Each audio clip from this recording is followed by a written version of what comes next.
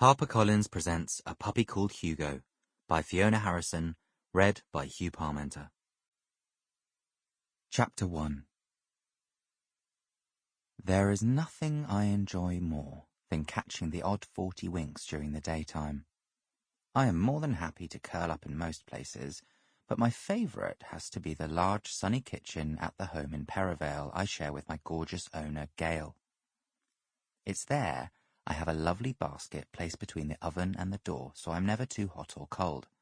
And it's there I can always enjoy an undisturbed nap, safely out of anybody's way, complete with the blanket Gail lovingly knitted for me when she first adopted me. Now, I was in my very favourite spot enjoying a cosy few minutes of sleep, when an ear-piercing crash, bang and wallop had me jumping out of my skin. Getting uneasily to my paws, I looked up at Gail's twinkling blue eyes, heart pounding. "Was that what I think it was?" I barked, trembling. Gail shrugged, her long, straight chestnut hair skimming her shoulders as she did so. "Only one way to find out." Together we trooped out of the sunshine-filled kitchen and into the hallway, where the slightly sickly sweet fragrance of dried flowers assaulted my senses. It didn't take long to discover the cause of all the trouble. There, by the front door, was my beautiful but mischievous 4-month-old son, Hugo, surrounded by what could only be described as chaos. My owner let out a gasp of horror as we both took in the mess that stood before us. It was like nothing I had ever seen before. Scatter cushions had been ripped to shreds, the stuffing from their innards covering the Hessian carpet that lined the hallway. Everywhere, the vanilla and lime potpourri had been thrown across the doorway like confetti at a wedding, while large cream pillar candles had been chewed to nothing, wax deposited all over the wooden banisters and carpet. Quickly, footsteps raced towards us as Gail's husband Simon, clutching their baby son Ben, and their teenage daughter Jenny appeared. "Is it Hugo again, Mum?" Jenny piped up. "What's he done this time?" Simon sighed, his chocolatey eyes full of concern as he peered over Gail's shoulder. Gail turned to each of them, despair written across her face. "The housewarming presents.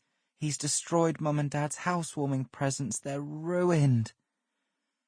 As Gail stood rooted to the floor in shock, Jenny rushed towards the box and frantically rifled through in a bid to salvage something.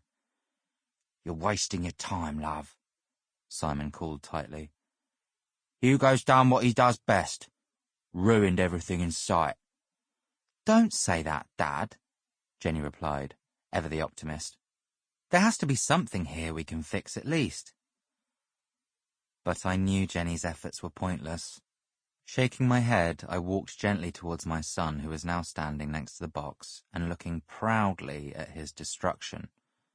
With his blonde fur, black markings and dark eyes, he was without doubt a real cutie, but every day he was always getting into trouble, and today, on this super special day that was important to the whole family, Hugo had managed to ruin it with his tiny paws all over again. "Look what I did, Dad!" he yapped excitedly. "I never knew Gail had bought me so many toys." Fury rose, and I did my best to choke it down. "Those are not toys. They are gifts for Gail's mum and dad. You were told that last night." "Was I?" Hugo asked, his brown eyes filled with innocence. "You know you were," I barked angrily. "I explained that today was a big day because Doreen and Eric were moving into their new house around the corner, and that all of these things in the box were presents ready to welcome them into their new home." "But I thought you said they were toys for me," Hugo protested. I opened my mouth ready to bark when there was a knock at the door. "Oh, Christ," Simon groaned, passing the baby to Gail so he could open the door. "That's all we need." "Simon," Gail hissed, as she cuddled the 9-month-old and kissed the fine blonde hair that was springing up all over his head. "They'll hear you." "Don't worry," called Jenny, who from her position next to the front door was peering through the little spy hole. "It's only Sal and Peg." Sample complete. Ready to continue?